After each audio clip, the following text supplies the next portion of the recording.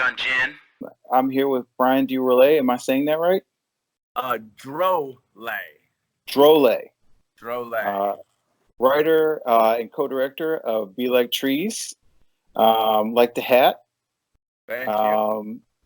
You know, I gotta say it's great to see a movie shot on an iPhone that wasn't shot by Steven Soderbergh. Because I recently watched High Flying Bird, and while the movie is beautiful, I was I feel like regardless of sort of filmmaking stature, if you've got a $2 million budget, it's not real hard to make a movie look pretty. You know what I mean? Like, yeah. When I heard Soderbergh shot a movie on an iPhone, I'm like, big deal. Like, you know what I mean? Like, he owns Red cameras. You know what I mean? Like, it's fine. But your movie looks great. By the way, I was talking to you about that earlier. I feel like your movie looks. There are some really great shots in it, especially in the giant forest during the music video sequence. And just in general, I was very impressed by what it looked like. So I just wanted to know, we sort of talked about this earlier, but I wonder if you could tell us what made you sort of embrace the iPhone as a storytelling device, and like, what do you wish you had known about shooting on the iPhone before you shot on the iPhone? Great question. So it was an iPhone 7 that we shot it on.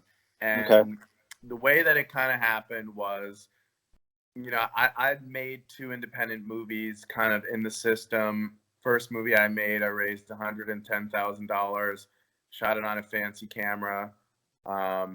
Second movie, raised $500,000, shot it on a Red. With both of those movies, though, I was a rookie. Obviously, with the second movie, I was further on in my knowledge. But so now I got this opportunity. I made these movies, but creatively and artistically, they weren't what I wanted them to be. When you're first starting out making anything, you're never going to be as good as your imagination right away. And so here I was like, now I know, after trial and error and kind of failing in my mind and artistically and creatively, I was like, now I know what not to do. I've learned from all my mistakes. And I was trying to get a couple, I had 2 scripts actually that were optioned by production companies. So I would say for almost 5 years, the hope of making these movies were dangling in front of me. And it was the type of thing where it kept, weeks became months, months became another year lost. And I kept thinking, gosh, I know how to do it now. If only I actually could raise the money and could get it done. And right when I had a conference call with one of the production companies, and I'm thinking we're going to be going into production in like 3 or 4 months, and this is it, finally. And it fell through. And I hung up the phone, and I was so frustrated. And on the TV was a commercial for Steven Spielberg's documentary on HBO. And I literally just vented at the screen. I think it was on mute. And I was just like, oh, yeah, Steven, you can make any movie you want because you're Steven Spielberg. And literally in that moment, he spoke to me in my imagination. But I heard him say back, oh, please stop complaining. When I was younger, if I had an iPhone and an iMac, I would just make a movie using that. And that's what he said in my imagination as I argued with him. And I just went, oh, touche, imaginary Steven Spielberg. And I was like, yeah, why don't I make a movie? And then I thought, has anybody ever done that? And I Googled it, and I found a movie called Tangerine, which was shot on an iPhone 4. And I saw that it won awards at Sundance, and then I could watch it on Netflix. And literally right then and there, I watched Tangerine. That was shot on an iPhone 4. In my hand was an iPhone 7. And I went, well, I've got a camera 3 generations ahead of that. And that was when the seed was planted. And I was like, I have to do this. What was sort of thematically, what was your big idea for Be Like Trees? Because I know it's kind of autobiographical. So did it start... You said you had 2 scripts that were optioned. So was this completely different from those other 2 scripts? Great question. So the way it happened was one of those scripts in particular was a very personal story. You know, anytime you write anything, you're taking from your real life and putting it, you know, to fictitious characters. So one of the scripts that I wrote was a lot of what I was saying in that movie was things that I personally went through and wanted to get out. So when it came time with this, part of the reason that the iPhone was alluring was, and one of the reasons why the film is based kind of on myself and I play myself, was just out of assets. I was looking at all the assets in front of me, and my co-director, we thought, what if we base the movie around me and where I live and all my friends, because we have all that stuff. We don't have to build sets. We don't have to. So it was really out of convenience. And then asset-wise, I knew I could pull from footage, and I knew I wanted to do something with stand-up in there, and I knew I had all that footage. So when I wrote the script for this, I honestly wrote it in 2 days. It poured out of me because, one, I was stealing and pulling the heart and soul from another script that I had been working on for years. So, and then I now making it personal. And also, what could we realistically do? Like, so I know there's a park up my block. So when I wrote the movie, you know, when I'm walking the dog and I meet the girl, I'm literally just basing it on my neighborhood, where I go. And the way the theme Be Like Trees happened was, honestly, I love trees, and that dialogue was just in there, it just poured out of me. And then once I started going the route of the tree dialogue, and my co-director loves trees as well, and we both were just like, that feels like an indie movie, that feels like, and then it was just Be Like Trees. And once that popped out of the dialogue of the script and kind of the whole metaphor of trees won't be denied, it just felt like that's the movie, and we kind of ran with it. And so with this project, like I said, I had been writing this other script for, I think it was almost 6 years. I'd been refining it, and it was always like, it's finally, and finally I said, I can't wait anymore for money, nothing. And with this script, my co-director Chris Livingston and I, we literally, from the day that, like, I wrote the script, we were probably filming 3 days later. We just went to the store, and our motto was to not overthink anything. And we just were so sick and tired of everything other than making the damn movie. And so we just started shooting. And even with the script, because part of me was like, I should, you know, agonize over this script for months and months and months. How can we just start? And I just thought, screw it. Let's just get it going. Don't worry about getting it perfect, and let's see what this becomes, and let's find it. And it was the most liberating, fun process ever. Your character in the film shares your name, so I'm just wondering, sort of, where's the line between movie Brian and real Brian? Because there's a lot of parallels, including like you were using your first two movies inside of the film. Dumbbells, your second film is featured heavily. The trailer's in there, and so I was just wondering where sort of the line stops between, because you even had your real dad. Yes, didn't he do a great job? By the way, never. I think he did. In his life. I think he did a great job. He was like the scene between you two guys in Florida, and I love the opening scene where he gets there and he's like, "I don't have any money, just so you know." It's like a very dad thing to say. It's like, just in case you wanted to know, I don't have any money. And you're like, what? Thanks, Dad. But yeah, I feel like there's a lot of part between the scenes between the two of you. Well, you know, I'm a huge fan of Larry David and that show Curb Your Enthusiasm. So I was inspired off, you know, he plays himself in that show. And I was like, man, this will be kind of fun. And so where the line is, you know, the movie, I would say, is 90% really me. Everything that happens in the film, for the most part, actually has happened in my life in one way or another.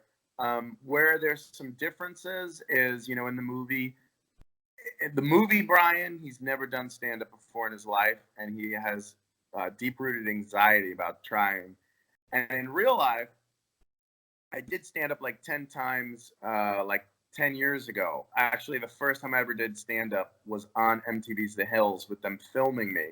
So you want to talk about pressure, to a packed room at the Laugh Factory, which is like one of the biggest comedy clubs. By shooting on an iPhone, it seems like you guys got away with all, like, you know, when you have when you're just using it as an iPhone, people see people shooting on iPhones all the time. So I feel like you guys probably got away with a lot, stealing shots wherever you could.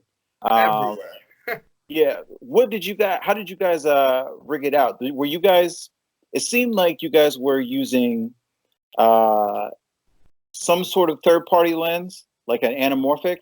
Yeah, we used it's called the Moondog anamorphic lens, and it makes it widescreen. Mm-hmm. And I think I found out about that from studying what they did for Tangerine. And then we also used an Osmo mobile gimbal so that it was smoother. But like, we didn't use the lens or the gimbal when we were trying to be super incognito. So when we filmed on the airplane or in the airport, you know, at the Lakers game, we didn't use that stuff. And then in post, I cropped the whoever was shooting, I would have them zoom out and get a wider shot because I knew I was going to crop it to make it widescreen. So that's what we did in places where we didn't want to draw any attention to ourselves. Wow. And so I would think you were saying earlier that the budget on the film was $7,000. $7,000. Yeah, which is a little milestone. It's a Robert Rodriguez, basically. It's a little Robert Rodriguez special. And I got to say, you guys did a great job with getting all those, a lot of locations. It doesn't feel like one of those indie films where, you know, people are sort of stuck in sort of one centralized location. Was that something that you were aware of when you were shooting? Like, you were trying to give it more production value? Yeah, absolutely. So, you know, you learn more from watching bad movies, almost from watching good movies. You always want to try and get movement in the scene if you can. Like, so instead of having two people just sitting on a couch talking, maybe one guy gets up and gets a glass of water while the scene is playing. Maybe one guy goes to the bathroom and takes a leak. But you want movement, and you want a marriage between the movement of the actors and the movement of the camera. And then, yes, location-wise, so many times you feel claustrophobic in a bad independent movie because for whatever reason the director is shooting all these close-ups and you're never seeing the world. So that was a huge thing for me. One of a couple of independent movies I had worked on, and you know, I'd been in it just an actor, I'm not always on the production side. But once I started studying that and noticing, show us the world, show us exterior shots, show us a super, you know, like one of my favorite shots in Be Like Trees is when I'm walking into the dog park and the girl thinks I'm following her, and it zooms out to this like super wide shot, and I go, it's for the whole neighborhood. And so yeah, I was extremely conscious of, I wanted to see the world, I wanted you to know it was Los Angeles and Hollywood, and I wanted it to feel big. And with the iPhone, we figured, my co-director and I were like, what's to stop us from going anywhere and capturing the whole world? So what was your schedule on the film? Like, did you guys shoot it concurrently, or did you shoot it kind of like on nights and weekends, like that sort of thing? So literally it was like shooting a short film every week for about 8 months. It was just every week I would say, okay, let's try and get these scenes done. First, we shot all the stuff that was easy, that was just me, and like, let's knock all that stuff out. Then for any scenes where we needed a location or we needed other actors, I would simply say, hey, what's your availability this week? And if they said I can film on Friday, we made it work. And most of the locations we just filmed in, a lot of them, you know, the people said you can film here, no problem. But some of them we just went and filmed there because nobody knew what we were doing. And I was editing it the whole time while we were doing it. So I was putting the film together and, you know, even restructuring the script based on what we shot. And it was very loose and organic. Let's talk about my favorite scene, which is the musical scene. in the forest, which not only is hysterical, but looks, I think it's the best looking thing in the movie. Thank you. Um, let's, where is that coming from? Because it's so unique and it's hysterical, and I laughed all the way through it. It's just a lot of fun. I gotta tell you, I love hearing you say that because, some people thought I was crazy when we were making, because that wasn't in the script initially, and I think we just in the script it was like we tripped on mushrooms, and that was kind of the end of the scene or whatever it was. My co-director is a incredibly good singer songwriter, and I thought, man, I got a singer songwriter at my disposal. Wouldn't it be hilarious if we had a full-on musical in the movie? And once that idea popped into my mind, I was like, oh my gosh, we have to have a musical. So I took a stab at the information being said and in a rhyming way. Like, it's impossible to make a career on art. I'm sick of trying. I think I'm done, whatever the lyrics are. But then I gave it to my buddy who's a musical songwriter, and he took it and turned it into a song. And it was just so much fun to do. And at the time, there were people, a couple people involved that were like, I don't know about this tripping on mushrooms and in the forest and blah, blah, blah. And I even learned, the trees get animated. I learned Adobe Character Animator just to do that. It looks great. It looks really hysterical. Seeing the faces on the trees. Thank you I think so that really much. sort of makes the scene, because you could have just done it without, but with these little cartoon faces on the trees, it was great. I really enjoyed that. I thought it was hysterical. I so appreciate that because, that was one of those things that was either going to be a disaster or work out. And I'm glad that the consensus with everybody that sees it seems to have worked out. So, and plus, the other thinking was when you make a little movie with no big stars in it, you have to go for something. I feel like anytime you make a movie or a comedy, you have to do something where maybe you are crazy. You said that you learned a certain program just to animate the trees, but how was post-production on the film? How did that go? I know you've probably been through editing on two other films, but how did shooting on the iPhone present any challenges or a thing in post? Sure. Well, to be honest with you, you're looking at the post-production like it was terrifying, because here we were, I was getting all my friends to rally and support this project, but I didn't know. Every day it felt like we were doing something wrong. And I didn't edit those other movies that I was a producer on and wrote, so I'd never edited a movie. But I also knew from sitting with the editors that I can't stand sitting with editors who aren't as passionate.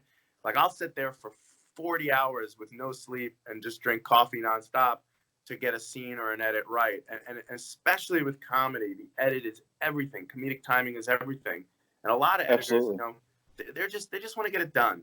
And they're also just going to edit whatever it says on the script. They're not going to reimagine necessarily every time. If something, let's say you have 3 scenes, okay, let's cut one scene and now let's intercut these other 2 scenes. And it wasn't planned like that in the script, but it plays better. It adds to the comedy. So honestly, this is what I would say to anybody watching this.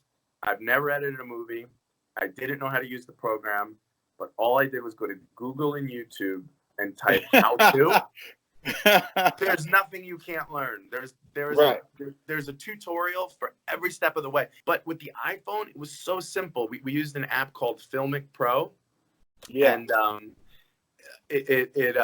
you just I didn't even use a wire. It just airdropped. So we'd shoot all day, and I would airdrop all the videos, import them into Adobe Premiere, modify the aspect ratio, because when you shoot with a Moondog anamorphic lens, it squeezes the image.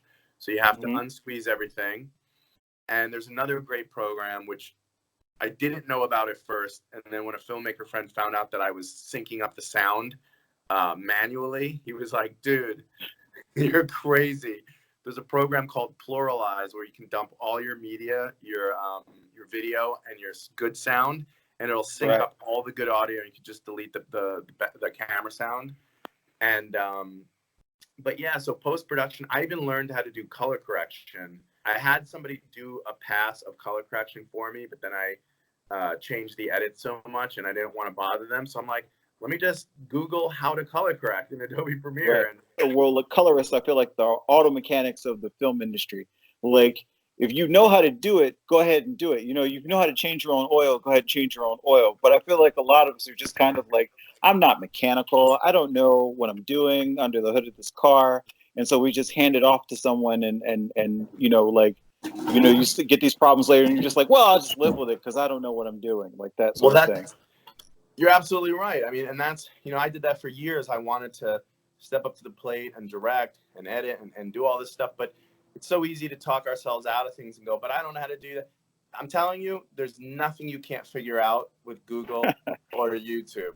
And once you figure out how to do that stuff, you're like, wait a second, I was going to pay some guy $7,000 or $5,000 to do $5,000, right? To do a color correction pass on your movie. You know how to put a filter on an Instagram photo. You know how to correct the movie. Right. So what do you think what do you see as the future for Be Like Trees? Or are you doing festivals, or do you find there's value in festivals, or are you looking to cultivate an audience and then, you know, go straight to the source? I'm not anti-festival, but I'm also, it's not with this film. The gut feeling from early on was, let's do something different. So I always liked the idea of just giving it away and promoting it on social media. The whole project for my co-director and myself was more of like, let's show people what we can do with nothing. Right. And then maybe it'll be easier to raise budgets and make other movies and other, you know, between us, we probably have 20 scripts written.